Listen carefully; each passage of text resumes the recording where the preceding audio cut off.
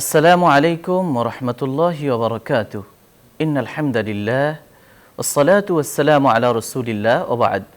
সম্মানিত দর্শক শ্রোতা, কাছে দূরে, দেশে কিংবা প্রবাসে যে যেখানে বসে টিভির পর্দায় অথবা ইউটিউব চ্যানেলে আমাদের দেখছেন, সবাইকে জানাই আন্তরিক শুভেচ্ছা ও অভিনন্দন। দিনের শুরুতেই আজ তাফসিরুল কোরআনে সূরাতুল ফাতিহার প্রথম পর্ব নিয়ে আমরা আলোচনা করব। সূচনাতেই পবিত্র কালামুল্লাহ শরীফ থেকে পাঠ করছি। আউযু বিল্লাহি মিনাশ শাইতানির রাজীম। বিসমিল্লাহির রহমানির রহিম। আলহামদুলিল্লাহি রাব্বিল আলামিন। সম্মানিত দর্শক শ্রোতা, আলহামদুলিল্লাহি রাব্বিল আলামিন এই বাক্যের অর্থ হলো সমস্ত প্রশংসা আল্লাহর জন্য, যিনি জগৎসমূহের রব। এই বাক্যটিকে আমরা অন্যভাবেও অর্থ করতে পারি, যাবতীয় প্রশংসা জগৎসমূহের রব আল্লাহর জন্য। আলহামদুলিল্লাহি রাব্বিল আলামিন প্রত্যেক মুসলমানের কাছে চিরচেনা একটি বাক্য। সূরাতুল ফাতিহার প্রথম আয়াত। সূরাতুল ফাতিহা পবিত্র কোরআনের প্রথম সূরা। এটি মক্কায় অবতীর্ণ হয়েছে এবং এর মধ্যে 7টি আয়াত রয়েছে। ফাতিহা মানে খোলা, উন্মোচন করা। পবিত্র কোরআনুল কারীম এই সূরাতুল ফাতিহার মাধ্যমে খোলা হয়েছে, সূচনা করা হয়েছে। পবিত্র কোরআনুল কারীমের মধ্যে আল্লাহ রাব্বুল আলামিন যে সমস্ত কথা, হেদায়েত, আদেশ, নিষেধ, উপদেশ এবং ঘটনাবলী, নির্দেশনা বর্ণনা করেছেন, তার সারমর্ম বা সারাংশ এই সূরার মধ্যে আল্লাহ রাব্বুল আলামিন দিয়েছেন। এবং আমরা মূলত এই সূরার মধ্যে 3 ধরনের বক্তব্য দেখতে পাই। প্রথমত আল্লাহ রাব্বুল আলামিনের প্রশংসা, যেমনটা আমরা দেখতে পাই আলহামদুলিল্লাহি রাব্বিল আলামিন আর রহমানির রহিম মালিকি ইয়াউমিদ্দিন। এই ধরনের বক্তব্য আমরা এই সূরার মধ্যে দেখতে পাই। দ্বিতীয়ত ইবাদত শুধু আল্লাহর জন্য, সাহায্য শুধু আল্লাহর কাছে চাইতে হবে, এই ধরনের একটি বক্তব্য এই সূরার মধ্যে আমরা দেখতে পাই, যেমনটি রয়েছে ইয়াকা না'বুদু ওয়া ইয়াকা নাস্তাঈন। তৃতীয়ত আমরা দেখতে পাই এই সূরার মধ্যে সঠিক পথের দিশা লাভের দীক্ষা এবং নির্দেশনা এবং প্রার্থনা। আমরা দেখতে পাই পবিত্র কোরআনের সূরাতুল ফাতিহার এই সূরাতুল ফাতিহার মাঝামাঝি অংশের পরে আমরা দেখতে পাই সেখানে রয়েছে ইহদিনাস সিরাতাল মুস্তাকিম। আমাদেরকে সরল সঠিক পথে, হেদায়েতের পথে অবিচল রাখুন, পরিচালিত করুন। সম্মানিত দর্শক শ্রোতা, এই ছিল এই সূরার মূল বক্তব্য। এবার আমরা প্রাসঙ্গিক কিছু আলোচনা করতে চাই। প্রথমত এই সূরার কতগুলো নাম রয়েছে। সূরাতুল ফাতিহা নামে যদিও এই সূরাটি পরিচিত, কিন্তু এর অনেকগুলো নাম রয়েছে। হাদিস এবং বিভিন্ন মুসলিম মনীষীদের গ্রন্থে সূরাতুল ফাতিহার অন্তত 30টি নামের কথা উল্লেখিত হয়েছে। তবে সহিহ সনদে বর্ণিত হাদিস এবং কোরআনুল কারীমের একাধিক আয়াত থেকে এই সূরার আমরা মোট 8টি নাম, যেগুলো অধিক পরিমাণ প্রসিদ্ধ, দেখতে পাই। 1 নম্বর হলো উম্মুল কোরআন। এই সূরাকে উম্মুল কোরআন বলা হয়েছে। এবং এই সূরার আরও একটি নাম হলো উম্মুল কিতাব। এই সূরার একটি নাম হলো আস-সাবউল মাসানি, অর্থাৎ এমন সূরা যেই সূরাটাকে বারবার পড়া হয়, পুনরাবৃত্তি করা হয়। পবিত্র কোরআনেই এসেছে ওয়ালাকাদ আতাইনাকা সাবআম মিনাল মাসানি ওয়াল কোরআনিল আযীম। এই সূরার আরও একটি নাম হলো আল কোরআনুল আযীম। এই সূরার একটি নাম হলো আল হামদু, যেমনটা আমরা দেখতে পাই এই সূরার শুরুতেই রয়েছে আল হামদু। এই সূরার একটি নাম হলো সালাত। এই সূরার একটি নাম হলো রুকিয়া, কেননা এই সূরা পড়ে, পাঠ করে ঝাড়ফুঁক করার বর্ণনা হাদিসের গ্রন্থগুলোতে পাওয়া যায়। এই সূরার একটি নাম হলো ফাতিহাতুল কিতাব, বুখারী শরীফের হাদিসের মধ্যে তা বর্ণিত হয়েছে। এছাড়াও আমরা দেখতে পাই এই সূরার একটি নাম হলো সূরাতুশ শিফা, আরোগ্য লাভ। এই সূরার একটি নাম হলো আসাসুল কোরআন, মানে কোরআনের ভিত্তি, অর্থাৎ যেহেতু কোরআনে যে সমস্ত আলোচনা করা হয়েছে সেই আলোচনার সারমর্ম এই সূরার মধ্যে রয়েছে। এছাড়াও আমরা দেখতে পাই এই সূরার একটি নাম হলো সূরাতুল কাফিয়া, অর্থাৎ সূরাতুল কাফিয়া, অর্থাৎ পরিপূর্ণ, যথেষ্ট। এই সূরার বক্তব্য এবং তার দাবি যদি কোনো মানুষ তার জীবনে বাস্তবায়িত করে, তাহলে এটা তার জন্য যথেষ্ট হয়ে যাবে। এই সূরার আরও একটি নাম হলো কানজ বা খনি। এছাড়াও এই সূরার আরও বিভিন্ন নাম রয়েছে, আমরা যেমনটা এর আগেই বলেছি যে এই সূরার অন্তত 30টি নামের কথা তাফসীরের কিতাবের মধ্যে এবং বিভিন্ন মুসলিম মনীষীদের ইসলাম বা কোরআন বিষয়ক আলোচনায় গ্রন্থনায় সেগুলো এসেছে। এবার আমরা যদি এই সূরার ফজিলতের দিকে তাকাই, তখন আমরা দেখতে পাই নবী করিম সাল্লাল্লাহু আলাইহি ওয়াসাল্লাম তার এক হাদিসের মধ্যে দ্ব্যর্থহীনভাবে বলেছেন, মা আনজালাল্লাহু ফিত তাওরা ওয়ালা ফিল ইনজিল মিসলা উম্মুল কুরআন। উম্মুল কোরআন অর্থাৎ সূরাতুল ফাতিহার মতো এত গুরুত্বপূর্ণ, মর্যাদাপূর্ণ, তাৎপর্যপূর্ণ, অর্থবহ আর কোনো সূরা না তাওরাতের মধ্যে আছে না ইনজিলের মধ্যে আছে। সম্মানিত দর্শক শ্রোতা, আমরা শুনছি সূরাতুল ফাতিহার তাফসীর প্রথম পর্বে আমরা প্রাথমিক আলোচনাগুলো সেরে নিচ্ছি। এই সূরার ফজিলত সম্পর্কে হাদিসে এসেছে আবু সাঈদ রাফি রাদিয়াল্লাহু আনহু থেকে বর্ণিত, তিনি বলেন, একবার নবীজি সাল্লাল্লাহু আলাইহি ওয়াসাল্লাম আমাকে বললেন, আমি কি তোমাকে কোরআনের সর্বাধিক মর্যাদাপূর্ণ সূরা শিখাবো না? আলা উআল্লিমুকা আযমা সূরাতি ফিল কুরআন ক্বাবলা আন তাখরুজা মিনাল মসজিদ। তুমি মসজিদ থেকে বের হওয়ার আগে তোমাকে কি আমি এমন একটি মর্যাদাপূর্ণ সূরা শিখাবো না? তিনি বললেন, অবশ্যই ইয়া রাসূলুল্লাহ। তখন নবী করিম সাল্লাল্লাহু আলাইহি ওয়াসাল্লাম তাকে বললেন, এই সূরাটি হলো আলহামদুলিল্লাহি রাব্বিল আলামিন।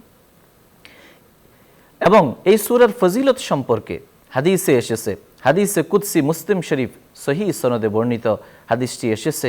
নবী করিম সাল্লাল্লাহু আলাইহি ওয়াসাল্লাম এই সূরার তাৎপর্য বলতে গিয়ে বলেছেন যে এই সূরাটা হলো মূলত আল্লাহর সঙ্গে কথোপকথনের সূচনা। একজন ব্যক্তি যখন এই সূরা পাঠ করে সে মূলত আল্লাহর সঙ্গে কথা বলে। একজন মুমিন যখন তার প্রতিদিনের নামাজে প্রতিদিন 5 ওয়াক্ত 5 বার 17 রাকাত সালাতে এবং প্রতি রাকাতে যখন সে সূরাতুল ফাতিহা পাঠ করে তখন সে মূলত আল্লাহর সঙ্গে কথা বলে। সেই কথোপকথনের জবাব আল্লাহ তাআলা নিজেই দেন। হাদিসে এসেছে নবী করিম সাল্লাল্লাহু আলাইহি ওয়াসাল্লাম ইরশাদ করেন, আল্লাহ তাআলা বলেছেন, কসামতুস সালাতা বাইনি ওয়া বাইনা আবদি নিসফাইন। আমি আমার মাঝে এবং আমার বান্দার মাঝে এই সূরাকে অর্থাৎ সূরাতুস সালাহ বা সূরাতুল ফাতিহাকে আমি 2 ভাগে ভাগ করেছি। একটি ভাগ হলো আমার জন্য, আরেকটি ভাগ আমার বান্দার জন্য। ওয়ালি আবদি মা সাল, আমার বান্দা আমার কাছে যা চাইবে আমি তা তাকে দিয়ে দিব। ইদা ক্বাল আল আবদ আলহামদুলিল্লাহি রাব্বিল আলামিন ক্বাল আল্লাহু তাআলা হামিদানি আবদি। বান্দা যখন বলে আলহামদুলিল্লাহি রাব্বিল আলামিন, আল্লাহ তখন বলেন আমার বান্দা আমার প্রশংসা করেছে। ইদা ক্বাল আল আবদু আর রহমানির রহিম ক্বাল আল্লাহু তাআলা আসনা আলাইয়া আবদি। আর বান্দা যখন বলে আর রহমানির রহিম, তখন আল্লাহ তাআলা এই প্রশংসার এই আর রহমানির রহিমের জবাবে বলতে থাকেন আসনা আলাইয়া আবদি, আমার বান্দা আমার গুণকীর্তন করেছেন। এরপর বান্দা যখন বলে মালিক ইয়াউমিদ্দিন, আল্লাহ বলেন মাজ্জাদানি আবদি, আমার বান্দা আমার প্রশংসা করেছে। অফি রিওয়ায়াতিন মাররাতান ফাওয়াদা ইলাইয়া আবদি, আমার বান্দা তার যাবতীয় কর্মকাণ্ড আমার কাছে সুপুর্দ করেছে। সুতরাং এখন সে যা চাইবে আমি তাকে দিয়ে দিব। এবার বান্দা আল্লাহর কাছে এমন একটি বাক্য উচ্চারণ করে যে বাক্যটি আল্লাহর মাঝে এবং বান্দার মাঝে সমানভাবে ভাগ করা হয়েছে। বান্দা তখন বলে ইয়াকা না'বুদু ওয়া ইয়াকা নাস্তাঈন। আল্লাহ বলেন হাদা বাইনি ওয়া বাইনা আবদি ইয়াকা না'বুদু, বান্দার কাজ হলো আমরা আপনারই ইবাদত করি, আমরা আপনারই ইবাদত করি। ওয়া ইয়াকা নাস্তাঈন, এবং আমরা আপনারই সাহায্য চাই। আর যখন বান্দা আল্লাহর কাছে সাহায্য চায় সে সাহায্যটা পূরণ করেন হলো আল্লাহ তাআলা। ওয়ালি আবদি মা সাল, এবং হাদিসে এসেছে নবীজি বলেন যে আল্লাহ তাআলা বলেছেন আমার বান্দা আমার কাছে যা চাইবে আমি তাকে তাই দিয়ে দিব। ওয়াইদা ক্বালা ইহদিনাস সিরাতাল মুস্তাকিম সিরাতাল লাযীনা আন'আমতা আলাইহিম গায়রিল মাগদুবি আলাইহিম ওয়ালাদ-দাল্লিন ক্বালা লিআবদি হাদা লিআবদি ওয়া লিআবদি মা সাল। আল্লাহ তাআলা তখন বলতে থাকেন যে আমার বান্দা যখন ইহদিনাস সিরাতাল মুস্তাকিম থেকে পরের অংশগুলো, আমার বান্দা যখন ইহদিনাস সিরাতাল মুস্তাকিম থেকে পরের অংশগুলো বলে তখন এটা আমি কবুল করিনি এবং আমার বান্দার চাওয়া পাওয়া আমি পূরণ করিনি। সম্মানিত দর্শকবৃন্দ, এবার আমরা কিছু শাব্দিক বিশ্লেষণ করতে চাই। আমরা পবিত্র কোরআনুল কারীমের সূরাতুল ফাতিহার প্রথম আয়াত নিয়ে আলোচনা করছি। সেখানে আল্লাহ তাআলা বলেন আলহামদুলিল্লাহি রাব্বিল আলামিন। আলহামদু এ কথার অর্থ সমস্ত প্রশংসা। আল-লিল ইস্তিগরাক অর্থাৎ পূর্ণতা বোঝায়, সব ধরনের প্রশংসা, যত ধরনের প্রশংসা হতে পারে পূর্ণাঙ্গ প্রশংসার দাবিদার এবং প্রাপ্য হকদার একমাত্র যোগ্য হলেন আল্লাহ রাব্বুল আলামিন। এখানে আমরা যদি লক্ষ্য করি অতি সূক্ষ্মভাবে এখানে একটি কথা এখানে মনে রাখতে হবে, সেটি হলো যে আল্লাহ রাব্বুল আলামিন আলহামদু বলেছেন, আর শুক্রু বলেননি। অর্থাৎ আমরা স্বাভাবিকভাবে বলে থাকি যে আমরা শুকরিয়া আদায় করছি। শুকরিয়ার জন্য শুকর শব্দটি আরবিতে ব্যবহার করা আর শুক্র বা শুক্র, কিন্তু এই শব্দ এখানে ব্যবহার না করে হামদ শব্দটি ব্যবহার করা হয়েছে।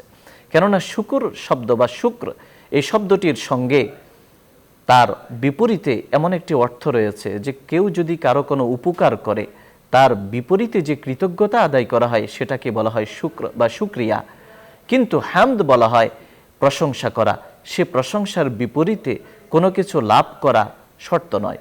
অর্থাৎ আপনি আল্লাহর প্রশংসা করবেন নিঃশর্তভাবে।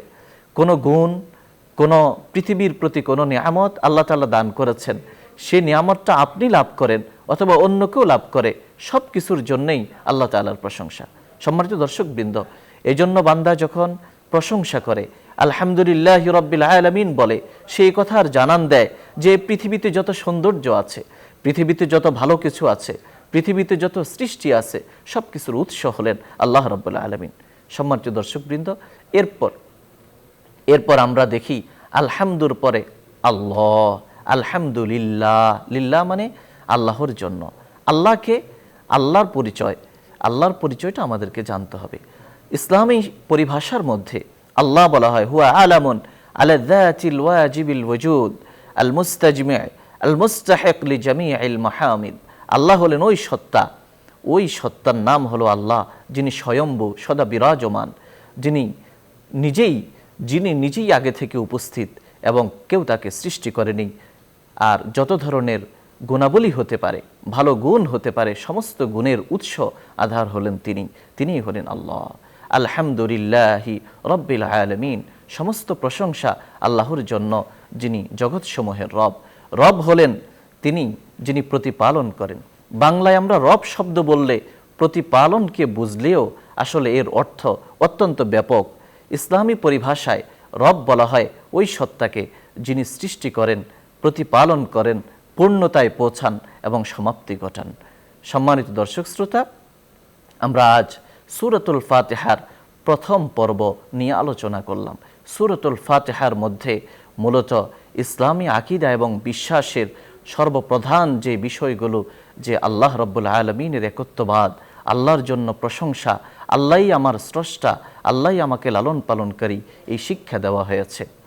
দিনের শুরুতে কোরআনের সাথে এই অনুষ্ঠানে থাকার জন্য সবাইকে ধন্যবাদ। ওমা আলাইনা ইল্লাল বালাগ। আসসালামু আলাইকুম ওয়া রাহমাতুল্লাহি ওয়া বারাকাতুহু।